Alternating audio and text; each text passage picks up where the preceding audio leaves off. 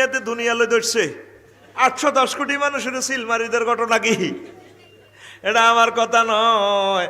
আল্লাহ জাল্লা শাহানু আর একটা নেতারে জারগা কইছে রে সূরা কলমে, কইতাম নি আর জোরে।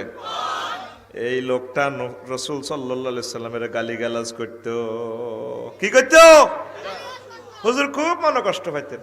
আলেম ওলামারে দেখলে এখনো কিছু মানুষ গালিগালাজ করে। হুজুর তুমি বাড়ি গেছো, তুমি মুখে মুখে কথা কও। এখন আলেম ওলামারে খারাপ জানে, ক্রিটিসাইজ করে। আলেম ওলামা আল্লাহর কোরআনের প্রোগ্রাম হতে দেয় না। বাংলাদেশে হয় কোরআন বন্ধ নয় আলহামদুলিল্লাহ। বহির বিশ্বে কিছু কিছু দেশে এইভাবে কোরআন বন্ধ করে। এগুলার সমস্যা কি দেখেন, আল্লাহ বলতে আছে সূরা কলমে 7টা আয়াত, কয়েকটা আয়াত নাজিল করছে। ওয়ালা তুতি কুল্লা হাল্লাফিম মাহিনিন হাম্মাজিম মাশাইম বিনামিমিন মান্নাইলিল খাইরি মুতাদিন আসিমিন উতুল্লিন বাদা যালিকা জানিম জানিম। ঠিক কি না? এখানে ওয়ালিদ ইবনে মুগিরার শানে আয়াতগুলো